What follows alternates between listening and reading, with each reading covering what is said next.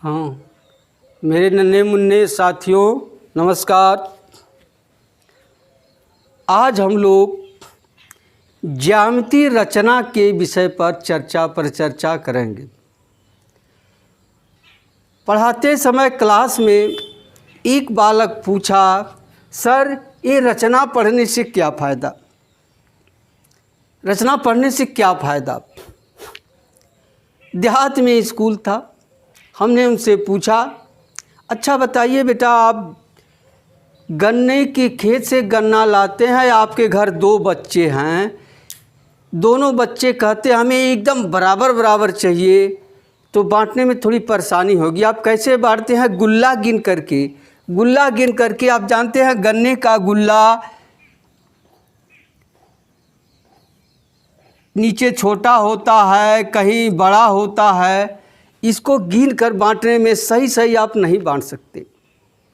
या कोई रेखा है, मान लीजिए 5.1 सेंटीमीटर की है, इसको आप 2 या 3 या 4 भागों में बांटने में आपको परेशानी होगी, नहीं बांट सकते सही।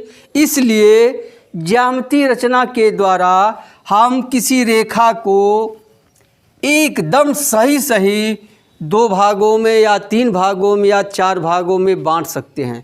इसलिए इसकी आवश्यकता पड़ती है। बालक शांत हुआ, बैठा। तो आइए देखते हैं दिए हुए रेखाखंड को हम 2 बराबर भागों में कैसे वितरित करते हैं। ठीक है, इसी सवाल को दूसरे भाषा में पूछा जा सकता है, दिए हुए रेखाखंड का लंबार्धक खींचे। क्या? दिए हुए रेखाखंड का लंबार्धक खींचिए। तो आइए देखते हैं। सबसे पहले क्या करते हैं, इंची के सहायता से, देखिए यह इंची है, स्केल जिसे कहते हैं। आप ध्यान दीजिएगा, जब भी रेखा आप खींचिएगा इंची पर इस तरह से चिन्ह बने हैं। यहाँ से शुरू है, यहाँ से शुरू है। आप एकदम किनारे से न खींचना है। कहाँ से खींचना है? जहाँ से यह रेखा बनी है यहाँ से आपको लाइन खींचनी है। ठीक है। अब स्केल की सहायता से आप एक रेखाखंड खींच लीजिए। या तो रेखाखंड की माप दिया हो या आप स्वतः अपने इच्छानुसार एक रेखा खींचिएगा। ठीक है। इस रेखा का नाम आप दे दीजिए ए और बी। ठीक। अब आप नाम दे दिए रेखाखंड का, इसको आप रेखाखंड कहिए। क्यों? क्योंकि रेखाखंड में 2 अंत बिंदु होते हैं, जो इसमें है ए और बी। अब देखिए क्या करना है। अब लंगड़ा प्रकार उठाइए। देखिए इसको गोला प्रकार भी कहते हैं, लंगड़ा प्रकार भी कहते हैं। इसको उठाइए। अब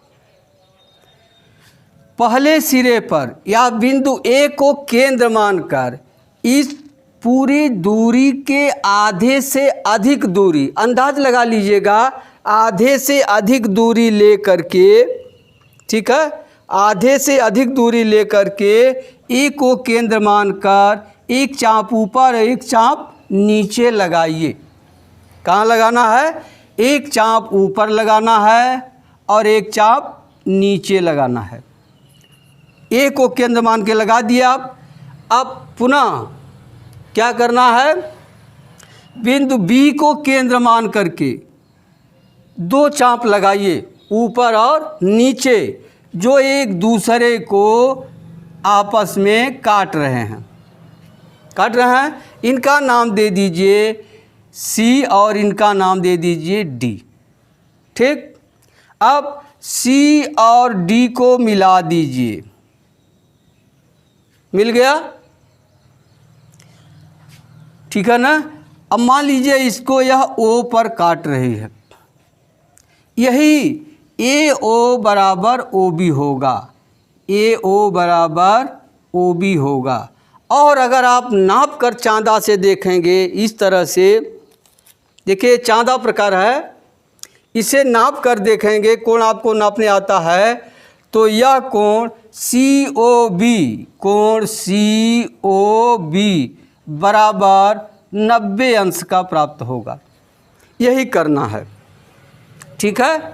अब कैसे आप किए हैं वही आप लिख देंगे, वही रचना के पद हो जाएंगे। क्या हो जाएंगे? रचना के पद। अब आप रचना लिख लीजिए, जैसे आप किए हैं उसी तरह से लिखना है। रचना क्या किए? सर्वप्रथम AB रेखाखंड खींचा। सर्वप्रथम AB दी हुई माप की, दी हुई माप की एक रेखा खंड खींचा। अब इतना खींच लिए। अब इसके बाद क्या किए? बिंदु A को केंद्र मानकर, बिंदु A को केंद्र मानकर AB के आधे से अधिक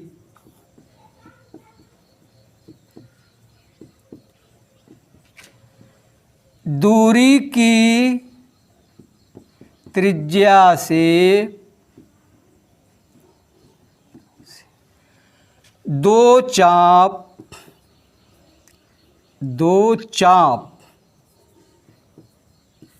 देख लीजिए, यहाँ लिख दे रहे हैं ऊपर और नीचे काटा। ठीक, एक को केंद्र मान करके ऊपर और नीचे दो चाप काट दिए आप। अब क्या करना है? पुनः उसी त्रिज्या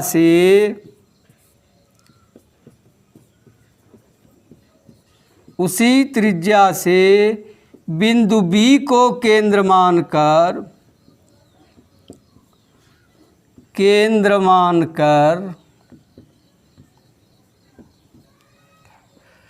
दूसरा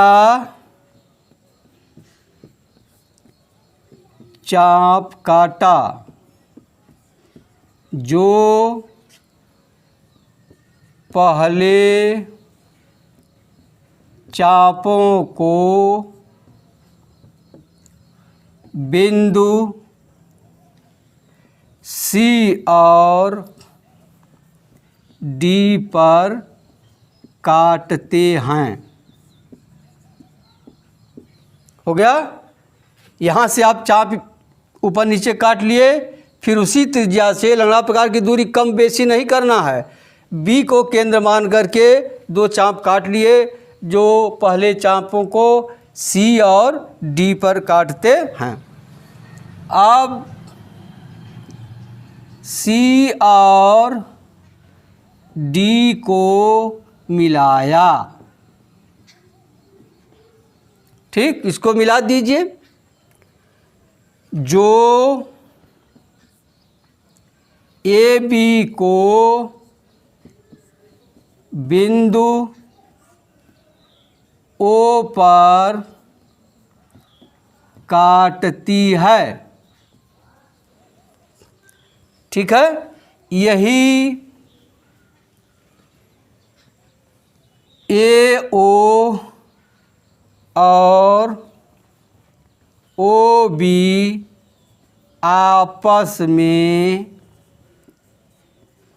बराबर हैं। ठीक, अतः AO बराबर OB। क्या हो गया? AO बराबर OB। और आप चांदा से नाप कर देखिएगा तो कोण COB बराबर क्या आ जाएगा? 90 अंश।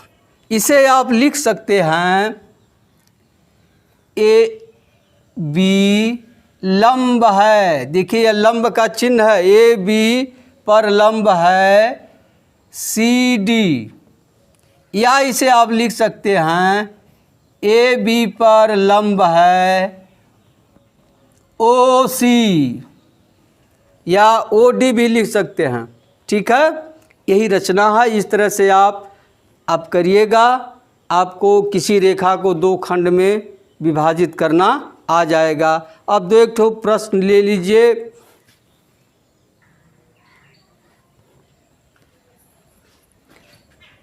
हाँ देखिए, यही प्रश्न है, आप करिएगा।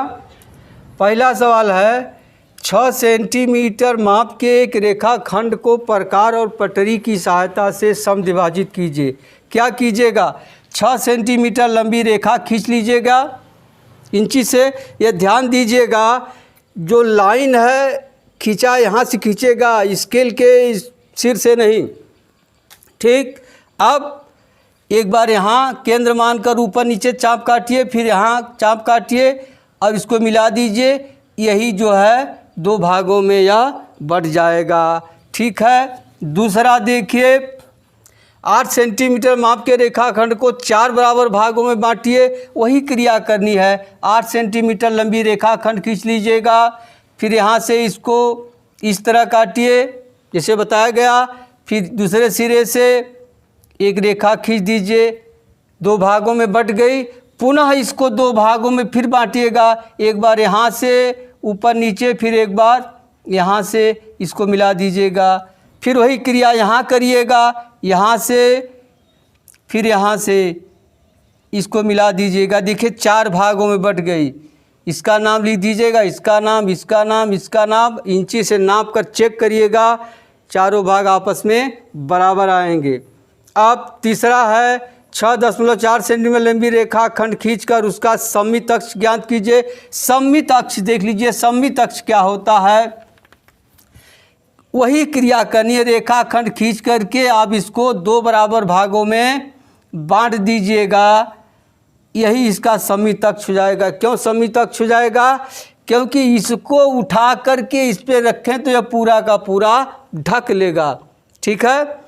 अब अगला सवाल है 3 सेंटीमीटर की त्रिज्या से एक वृत्त खींचकर उसमें 2 जीवाएँ खींचे और उन दोनों का लंबार्धक खींचिए। अब आप 3 सेंटीमीटर दूरी लेकर के लंगड़ा प्रकार में 3 सेंटीमीटर की दूरी लेकर के एक वृत्त बना लीजिएगा। क्या? एक वृत्त बना लीजिएगा 3 सेंटीमीटर की त्रिज्या से, ठीक है। अब इसमें कोई 2 जीवा आप खींच दीजिएगा। एक जीवा ये हो गया, मान लीजिए एक जीवा ये हो गया, इसका यही केंद्र होगा। अब इसका लंबार्धक करिएगा। दोनों का लंबार्धक करेंगे तो ये दोनों का लंबार्धक केंद्र से होकर जाएगा। आप देखिएगा जाता है या नहीं जाता है। एक चीज़ ध्यान दीजिएगा, आप चित्र बना रहे हैं, यहाँ से आप काट रहे हैं आधे से अधिक दूरी लेकर, या बाहर भी काट सकता है, अंदर भी काट सकता है, इससे घबराइएगा नहीं, ठीक है। अब मिलते हैं अगली वीडियो में, तब तक के लिए धन्यवाद।